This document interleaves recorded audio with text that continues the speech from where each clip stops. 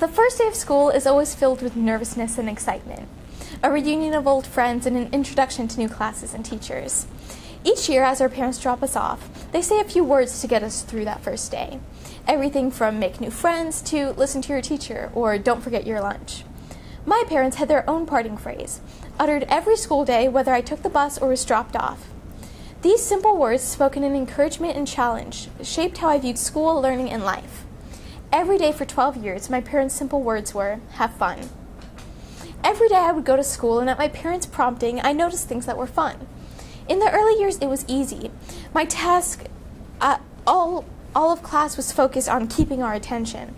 But as I grew older, these fun activities were replaced with grades and tests, writing assignments that I found really frustrating. And still, through all this time, my parents said, have fun, acting as if nothing had changed, as if there was no reason school shouldn't be fun. My friends acted differently, complaining about how hard school was or how boring. I was young, however, and so the idea that my parents were always right was still a firmly held belief by me. So I figured I must be missing something. It turned out what I was missing was a game. As I became increasingly frustrated, I decided to make school into a game for me. Every day I would go to school and I would find one thing that was fun. And each day I would have to find one more thing that we did that I enjoyed than the day before. Through this game, I found a reason to be excited to go to school every day. In my search for fun, I came to love learning and appreciate its value. My curiosity grew in unison as I believed that the new things that I learned would unlock new doors to fun things that I could do. Abigail Adams once said, "Learning is not attained by chance. It must be sought for with ardor and attended to with diligence." This is a principle I strongly believe in, and it is the game that I live by. Hello everyone, my name is Mona McElroy, and this year in ISM, I have used my study of computer science to create a game meant to help others find the fun in learning like my parents did for me.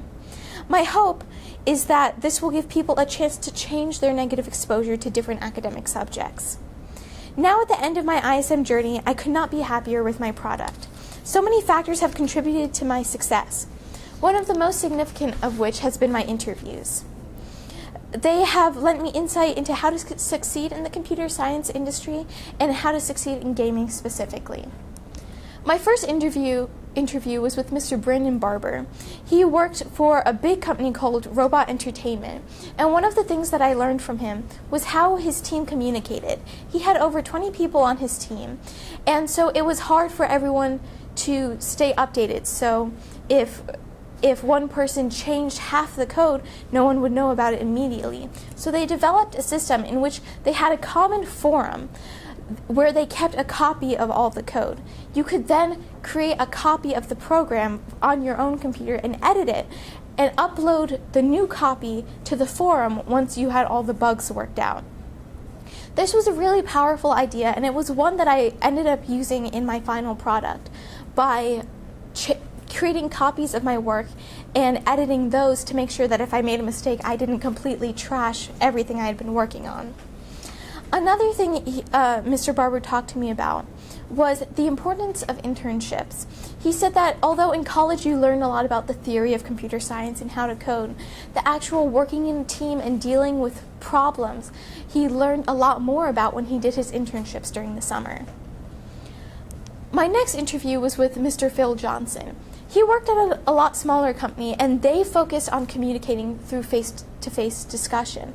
And this is another technique that I use when interacting with my mentor and solving my own problems. He also stressed the importance of networking. In an industry as small as computer science, specifically gaming, it's easy for your reputation and for your name to be passed around. So you want to make sure that you get to know people, because when you're looking for a job, people will remember you and recognize you. That same day, I had an interview with Mr. Eric Nelson, who worked for the same company. He stressed the importance to me of keeping your own portfolio, especially when you're trying to apply for a gaming company. People will ask you for samples of your work, and they're not just looking for things that you do in school, but things you do on your own that showcase your passion. And he said that a portfolio is the key to doing this. He he also mentioned that when I was building my game, I might want to look into a system called Unity, which is a more abstract level program that allows me to deal with the visuals as well as the coding. This is the program that I ended up using when making my game. Once hearing about Unity, I delved into my research. I first started by looking at an article about women in technology. I was aware that women were a minority in this industry. For example, at UT Austin, only 17% of people studying electrical engineering and computer science are women. So I was curious about the effects that this had and how I could avoid them. This article talked a lot about how women had the tendency to isolate themselves and ask fewer questions because they were under this impression that the guys were more experienced and knew more than they were. They particularly found that girls, when coding, if they finally asked the teacher for a question, the teacher often came to a blank computer screen. And that wasn't because the women hadn't been working. It was because each time they made a mistake, they erased everything and started over. This article presented a two-sided solution to this problem. Not only do we need to speak up for ourselves and make sure that we're heard, but we need to help speak up for other people because just doing it yourself doesn't always get the job done. I then started looking into Unity. I learned a couple things about the first Unity tutorials that I watched. The first was this powerful concept Unity had about physics. It allowed you not only to apply physics to the world of your game, but to only between two objects. This allowed a greater fluidity when you're moving around. So if you want your object to be able to fly, you don't have to mess with a lot of coding, you just turn off the physics aspect. Another important thing that Unity had was the transition between 2D and 3D animation. At the time that I was researching it, I wasn't sure if I wanted my game to be in 2D or 3D yet, so the ability to switch between these two and do testing was really important for me. I also discovered that Unity worked better when coding in C#, which led me to more research. I started teaching myself how to code in C#. Up until this point, I had only coded in Java, which is a completely separate computer language, and C# was a much newer version. One of the things that I noticed was that the logic between each language was almost parallel to each other, but the syntax that was used was different, and that was where the importance was. I learned some of the differences involved in strings and loops. For example, in Java, when writing a string, you have a system.out.println statement, whereas in C#, you simply put write line and then what you want to write. I then moved on, after learning C#, to create a rollerball tutorial in Unity. This was a basic game in which a ball rolled around and collected tokens. In doing this tutorial, I learned a lot about Unity that I didn't necessarily get when simply looking at the coding. I learned how the code interacted with the object. I learned how to make the object move based on physics as opposed to incrementing based on time.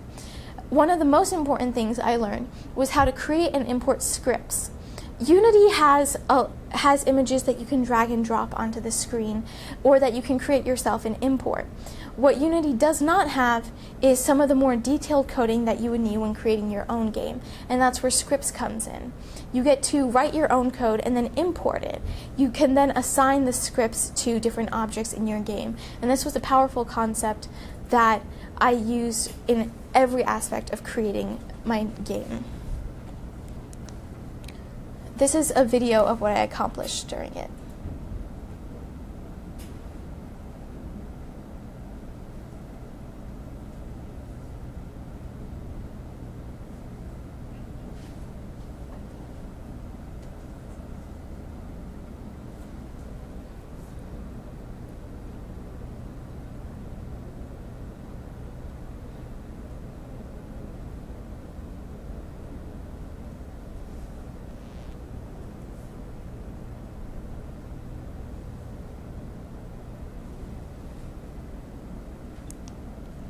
Now, that was a seemingly simple game, but it involved over 100 lines of code, not including what Unity already helped provide me with.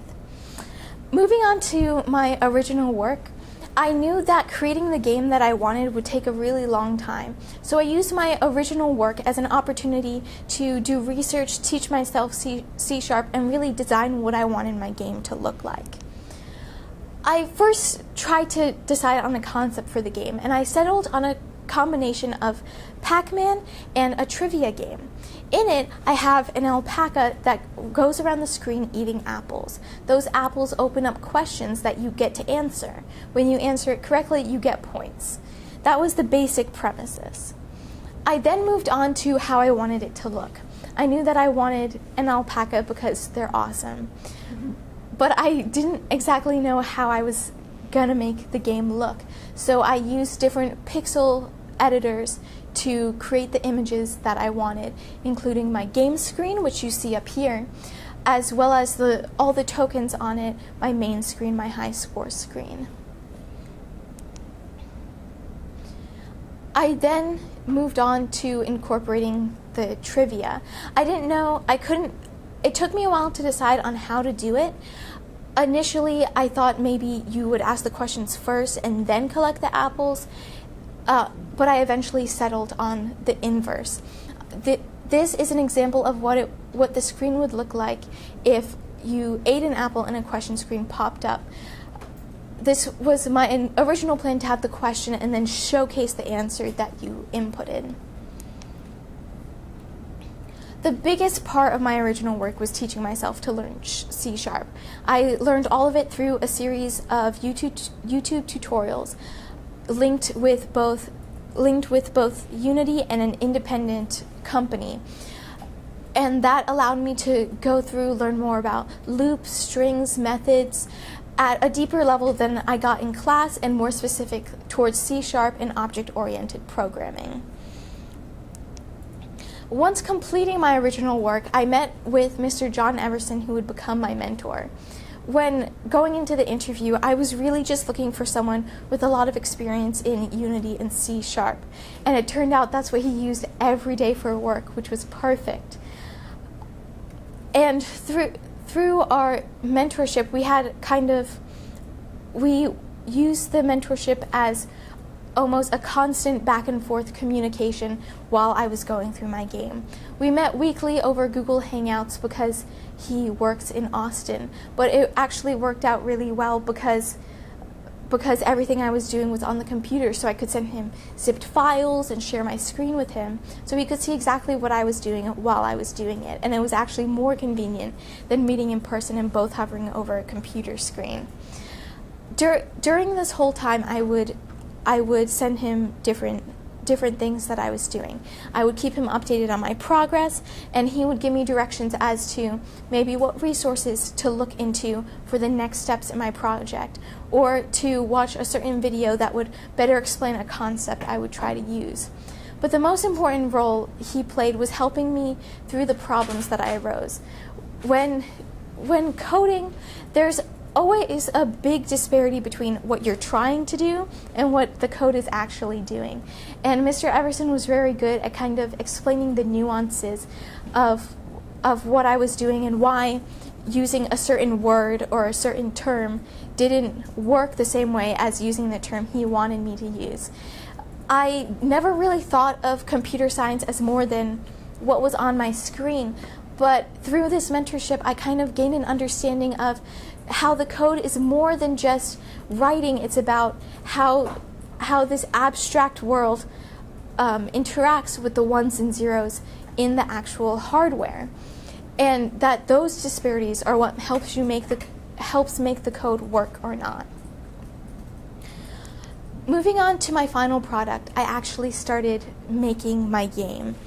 One of the things that was significant were a couple changes that I made. During one of my interviews, the person I was interviewing mentioned to me that people don't like it when you force them to learn because they're stubborn. So the important thing is to convince them that they want to learn. Incorporating this statement that he gave me, I decided to create not only yellow apples, but red apples. This way, you could collect the yellow apples, and those would give you points automatically. It was only when you ate the red apples that the question screens opened up. and these question screens gave you score multipliers. So it was possible to complete the game or the level by only collecting yellow apples, but the only way you can be really good at the game and to get high scores is to collect the red apples. Additionally, I changed some of my graphics. My question screen is a little different now. I also consolidated the screens that I wanted to use on my main screen. Originally, I had a couple branch-off screens that involved customizing an alpaca, playing the game, how to play, the high score screen. And I consolidated those to make the game more simple, streamlined, and user-friendly. Through this whole process, I came across numerous errors, but a couple of them really tested me. The first one that was a major roadblock for me was what I called the score counter. Basically, when the alpaca eats the apple, you need something in your code that says add points. Well, whenever my alpaca would eat the apple, it would add points, except sometimes it was 1 point, sometimes it was 14, and sometimes it was 73.7. And I had no idea what was going on or why the points weren't adding at the rate I needed to, because I set it for 2 points and it wasn't adding. This is the first instance in which I really learned why the language you use in coding is important. I originally had it set up so that when you released a key to answer a question, which was what would give you the points at that stage in my game, when you press the key, it would give you the points. Well, the way the key pressed function works is that the time during which the key is pressed, you add the points.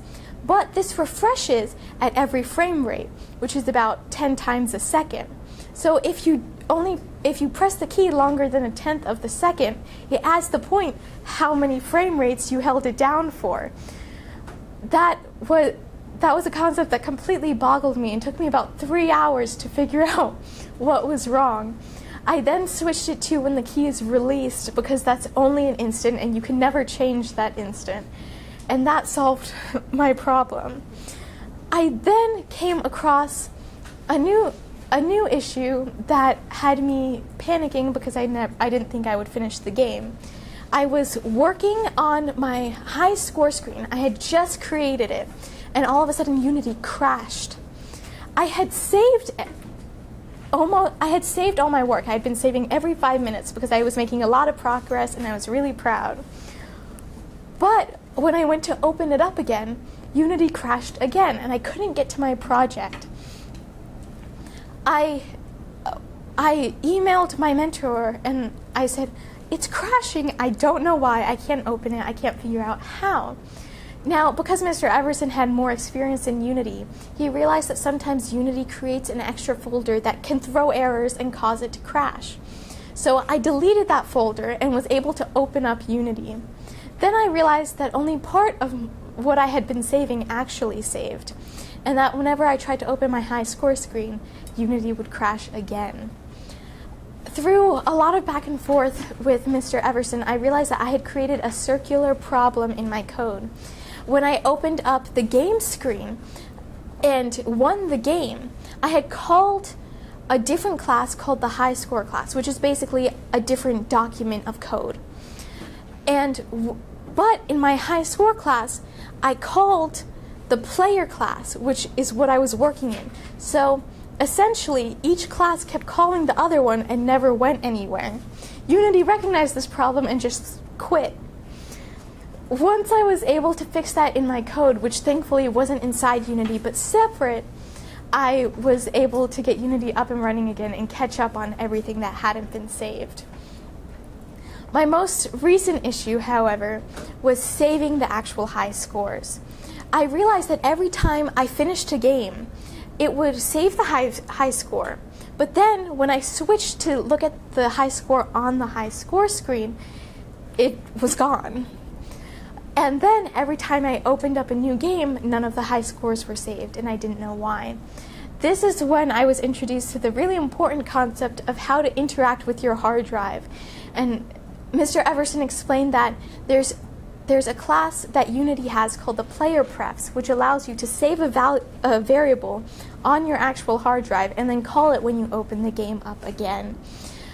I had a series of issues when coming to this, all having to do with the order of my code, but eventually I got it straightened out, and I can now have high scores on my game.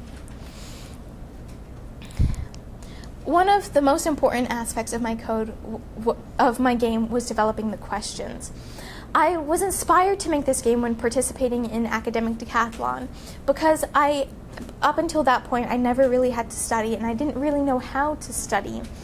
And to be honest, studying was boring. So this game was my idea of how to make it fun. That's how I got the idea for alpacas, because alpacas are the mascot for academic decathlon. All of my questions now revolve around the academic decathlon curriculum for next year in order to help the people on my team who will continue next year.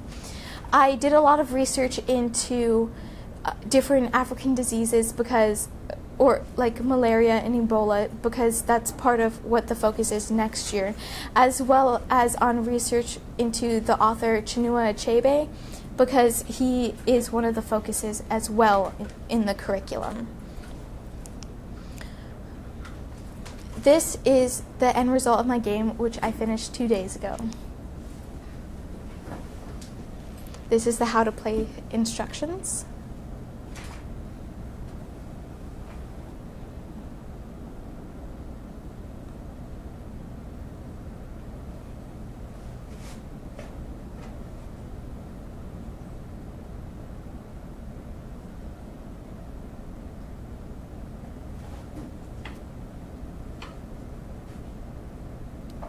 During the actual game, the movement is smoother, but I think the video is having trouble loading.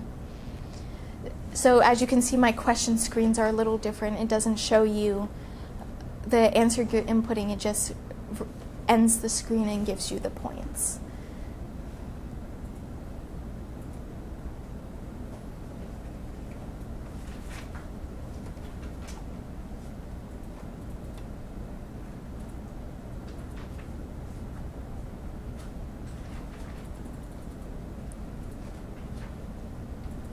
There is also a time limit on the game, so if you reach 2500 on the time, then the game ends and you lose. Your high score does, however, get saved if you manage to earn a high score without collecting all the yellow apples.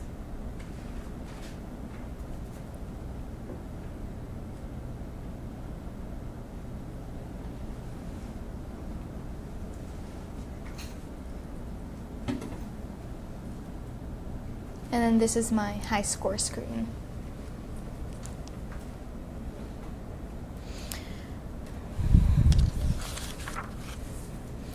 This year in ISM has helped me gain a lot of confidence that I didn't know I was missing.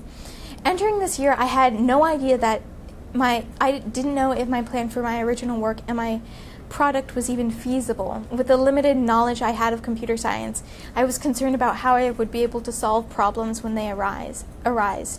Now looking back, I have accomplished a lot more than I expected. I didn't expect to have to learn a new coding language, but I did.